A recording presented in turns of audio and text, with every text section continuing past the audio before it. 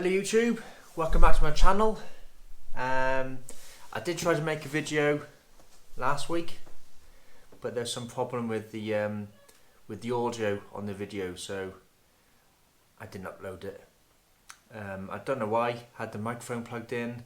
I think I had the power bank battery plugged in, and for some reason there's no audio on the video, so forget that one. I think what I was talking about was I had some good news, some bad news and some good news. So I'll just repeat what I was going to talk about last time. The good news was I've got a new GoPro setup, but apparently it's not working properly, so it wasn't that good after all. Now what I've got is I bought a new tripod, so real camera tripod, so I can set it at better heights and better angles and better positions. Before I was just using a little jobby microphone tripod, but that's a bit broken, so it wouldn't hold the right position. And I was also using like I'm not sure what it's called, just a different what are they called? Selfie stick one with a little tripod on the bottom built in, but you couldn't quite get the right angles, and on the one of them is a bit wobbly, it'd fall over. So I got a better tripod. I've also got a thing called a vlog rig, so I can put my phone into the middle of it. So I've got my phone down there and I can see what I'm recording, because sometimes you're recording up here, and it's not pointing. So now I can see that my face is in the middle of the screen. On top of that, you screw the GoPro on top. There's a bit of a problem setting it up to start with. All the photos of the rig on Amazon when I bought it from showed it set up in a certain way, but I couldn't get it set up right, because the phone goes in the middle on a clamp. That's okay. The GoPro fits on the top of the rig using one of them shoe mounts. So you got to get your GoPro mount to a shoe mount adapter, and that goes in the middle. So I wanted it in the middle because otherwise if it's offside I'm going to be looking like that or looking like that.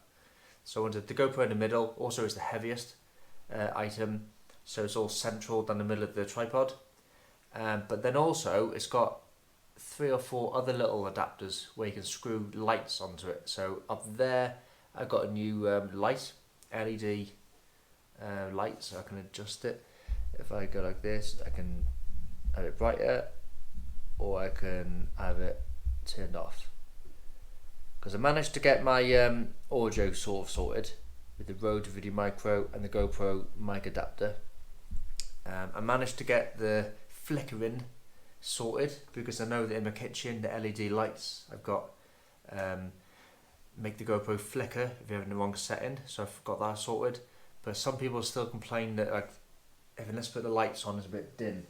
Now these kitchen lights, they're yellow, so it looks a bit crap. So I got that sorted, but the light wouldn't fit next to the GoPro. So what I had to do was get another adapter and put the light further out, and then the microphone was going to go on the right hand side of the GoPro, but it wouldn't fit in because of the wires and the cables and that, so I've had to stick that on top. I got it sorted.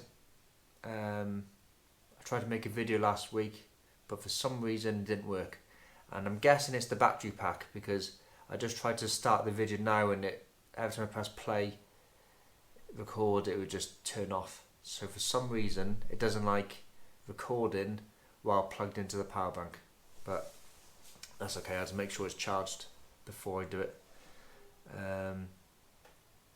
That was the good news.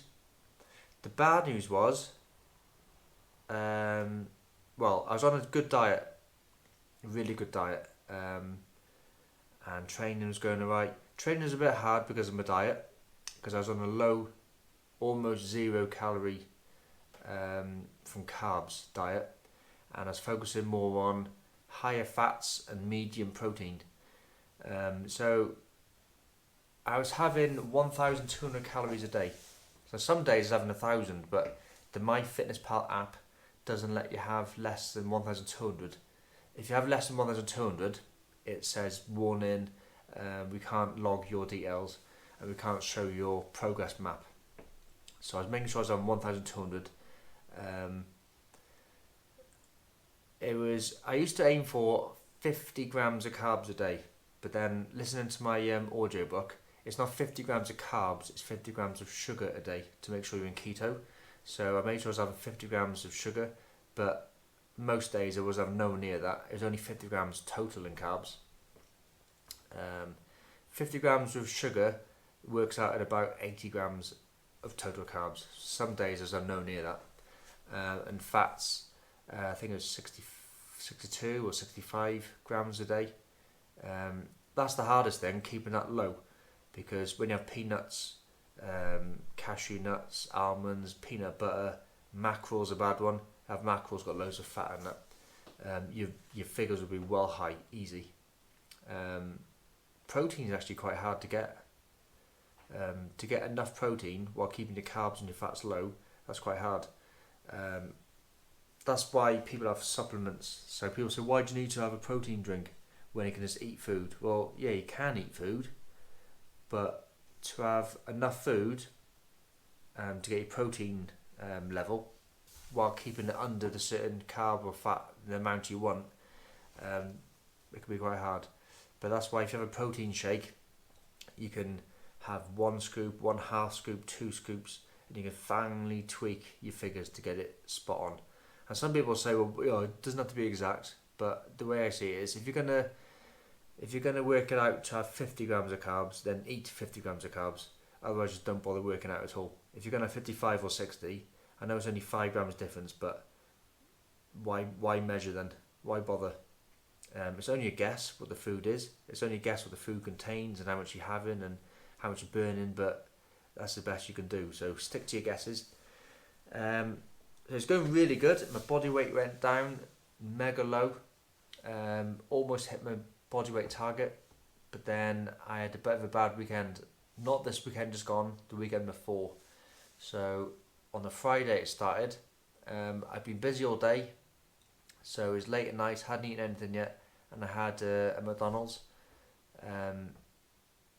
Wasn't too bad because I worked out my calories and stuff. It actually fit in with macros, so it was alright. But it still is bread, isn't it? So if you have a burger roll, it still is bread roll. It still is sugars and stuff in your ketchups and stuff, and it still is carbs in your potato. So even though I exercised and then I did hit my macros, it was still more really than what I wanted. The Saturday then was bad. I had a planned takeaway cheat meal on a Saturday, so I worked it out. I googled what I wanted to have. So I went to have a Chinese takeaway, and I googled like Chinese meals which are paleo friendly, and I decided having chicken. I can't remember what it's called now, but some chicken Chinese meal with vegetables. So it was okay, but it was a guess though, because when I googled it and I stuck it into my Fitness Pal app, I estimated what the portion size was, and it was just an estimate because it wasn't the nutritional information from that Chinese takeaway. So if they put in extra sugar, extra salt, extra whatever, it was different. So that was a bit of a guess. It was nice food, and because in my mind I thought it's healthy because it's just vegetables and chicken. In my mind I thought, oh, it's healthy and it's reaching my macros. I probably should have had half the plate, not all of it. So it was quite a lot. The vegetables counted as one box of food, and the chicken meal was another box of food. And it's quite a lot for one plate. So I did put half on the plate to start with, and ate the first half, and it's so nice. I thought it's cheat meal, it's Saturday, I've earned it this week, so I did have the second portion. After eating the second lot, I did think why did I do that?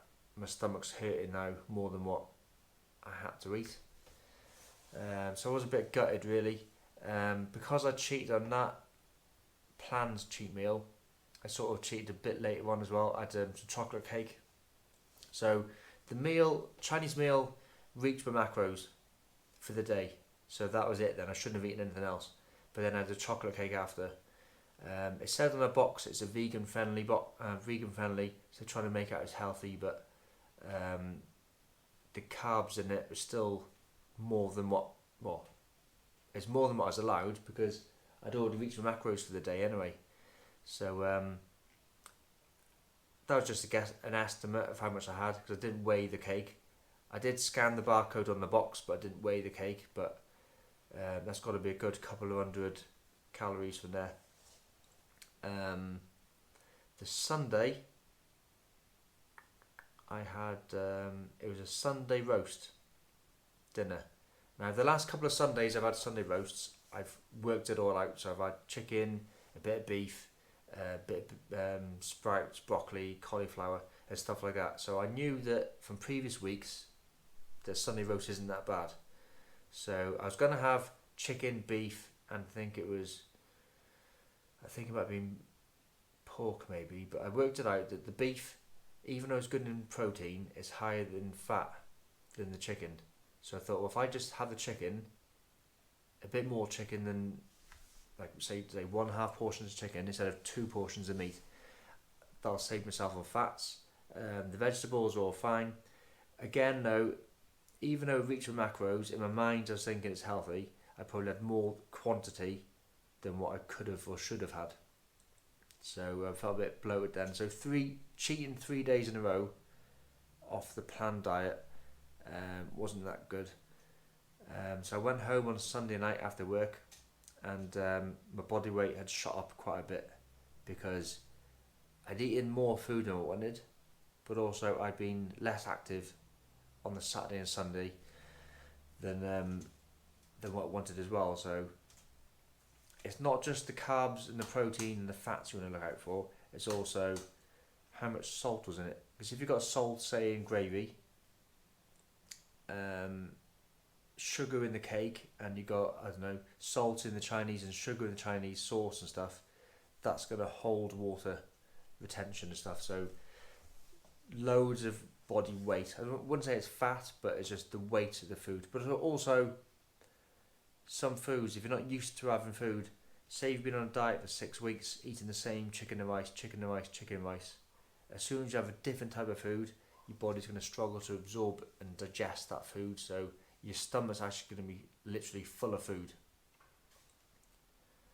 That's why you put on weight on. Monday and Tuesday, I managed to drop my weight down a bit more, so it wasn't too bad. But then the real good news again. So good news, bad news. Good news was for the past couple of months, well actually for the past year and a bit now, I've been working towards qualifications at work to well, it's like I don't need it in life, but there's a couple of qualifications which I was working towards with work. So for the past couple of months, I've been revising, reading, doing a lot of work, a lot of typing for the one qualification. I passed one of the qualifications, I think it was in March, so that was down 3 down to 2, and then last week I finished the other 2 qualifications, so that's done and dusted, out the way. So a relief that I've passed it, a relief that it's done. It also means now I've got an extra couple of hours a day freed up from my time. So like last week, if I'd have had 6 hours of the day free, I'd be thinking, oh, I can't do that because I should be doing revision. If I had an hour spare, I'd be thinking, should I do an hour's TV programme or an hour's reading? But now I'd be thinking, oh, I've got an hour's spare extra, so I could do an extra hour on a bike, I could do an extra hour stretching, an extra hour of weight training or food prep, or I could read something else, or might even what else can I get qualified in? So I might start looking at my next qualifications. What can I learn and what can I make the time useful for doing? So that's good news again. And then last weekend just gone, I went away on a little short break. So I've been looking forward to this for the past couple of months because, as everybody else in the world, the COVID virus affects my summer holiday break. So I was going to go away in May to Spain, but that got cancelled. So I booked this holiday in January. So I booked it before COVID. So I wouldn't have gone to COVID areas if I'd known about it, but I booked it before. The place we went to was really helpful. They kept us updated by email each week, letting us know the different guidelines. Because I live in Wales, that's in England, so they were keeping us updated. They said as long as you're not from an affected area, and this isn't an affected area, then guidelines says we can go. And there was different guidelines when you got there. So I went away. I didn't do anything while I was away. It was just a relaxed weekend. Enjoyed myself after, like I said, after finishing the qualifications. I can relax a bit. I have come back and I put weight on again, but like I said, it's probably water weight more than anything. I didn't count my carbs at all. I didn't count my macros at all. I didn't overeat massively, but I didn't watch my diet in any way. I didn't do any cardio, like hours and hours and hours on a bike, but we did do a few hours a day walking, just moving around and stuff. I went a little bit of swimming, not hard fitness session swimming, but just like fun splash around swimming. I went on one run. On the last morning, I fancied just running from the caravan site, what's it called, the holiday park site, down to the local town, which was about 1.5 miles. That I'd walked it a few days before, so it was 1.5 miles down the hill, and then on the beach one day we walked. I knew to a certain point it was about 1.5 miles, so I thought 1.5 miles, 3, turn around to go back. What I didn't think of though is when I went down at 7:30 in the morning, it was high tide in, so this massive big beach was actually full of water. The sea had come in right to the top, so I couldn't run 1.5 miles on the beach. So I did. I can't remember how far it was now. I did up to a point as far as I could, turned around, came back. So it worked out as, I don't know, 3 or 4 miles. But the second half of the run was uphill. It was a bit cold as it's 7:30 in the morning in October. I was wearing a vest and a bit windy, but it was alright. It's good. I didn't feel great because of, like I said, I put a bit of weight on from the 2 weekends of relaxing. Even though I've done hours and hours and hours of cycling, running is different. So my heart was fine, but my leg muscles, using different leg muscles. So I felt a bit hard. But I think the hardest part is, in my mind, I still think I'm a 16 or 20-year-old runner. I was probably fittest probably when I was about 21, 22, in terms of running. I could just run any distance, but I think I was probably, I remember being 11 stone and that was alright. 12 stone, 13 stone, I remember it was starting to get a bit hard. I remember definitely if anything over 13 stone, I felt really heavy years ago running, and I'm about 12, 13 stone now, so even though my heart on the bike is fit, and I think I'm fit, when it comes to running, I'm actually 20 years older than when my young fit me. So I'm not sure, is it possible for me to get fit anymore? I know there's people older than me. I know a few people who are real fit that are a few years older than me. So if they can do it, you think, well, I can do it. But I know everybody's got an age where they start to decrease. Now I don't want to give up. I'm not saying I'm giving up in the midlife crisis, but is it still possible for me at 36 years old to get as fit as when I was 20 years old? Now I know when I was 20 years old, there's no way did I put as much time into fitness as what I do now. Nowhere near. Um, we used to do a couple of runs a week, bit of football a week, bit of a circuit training a week. But I never used to run myself outside of work training. So I don't know. Is it possible? Do I just lower my standards and lower my limits and just think that's fast enough for a 36-year-old? Or do I still aim to be as fit as I was years ago?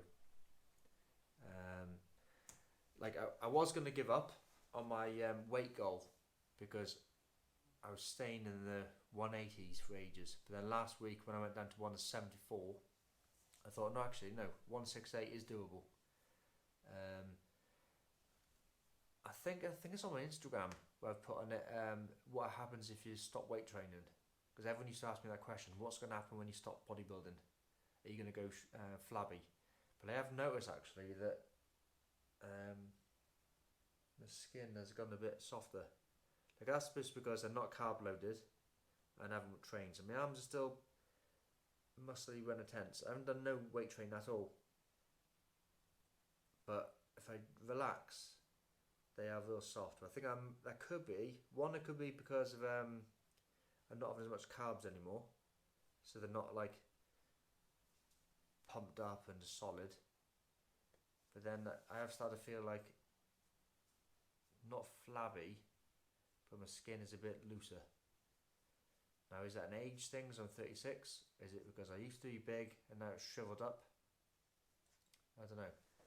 So yeah, I got a few goals I'm almost going to reach. I'll make sure I get my weight goal before I start giving up on life and fitness. Almost there. So 168. I'm going to have to start all over again because I went down to 174 and then back up to 184, 185, 186. So I'm like about 180 again now. So I've still got another 12 pounds to go. I know what to do. Cut up my carbs. It does make training a bit harder. You haven't got the carbs to power you through your training. I've noticed the cadence on the bike is lower with no carbs. It's like 75 RPMs. When I'm carb upped, I can do like 85. So yeah, I keep to my program, keep to my plan, and I'll see where I get to. Hopefully this video has worked with the microphone on top. The lighting, the microphone, hopefully this setup should be quite good. I don't know why the battery's not recording, so that's alright. I don't normally say this, but I've worked out why everybody says it when they say subscribe and like and share. It's to do with YouTube algorithms that the more likes and the more shares and the more subscriptions you've got, then the more your video goes up the watch list. So if nobody presses like, subscribe and share on this video, then it stays at the bottom of the pile, so that no one's going to ever see it. So please subscribe to my channel. I think you have to be a YouTube account holder to be able to subscribe, but if you've got an account, please subscribe to my channel. Press like, press share, subscribe and follow and tell people about my channel. I am on YouTube, I am on Instagram, and I've got a Twitter as well, but I don't use that very often. So I have got 2 Instagram channels, just because one of them was getting a bit of spam mail all the time about stupid companies wanting buy subscribers or do you want to be an ambassador for a protein company? It's a load of rubbish. So one of them is Steve_fitness. One of them's Steve_fitness 375.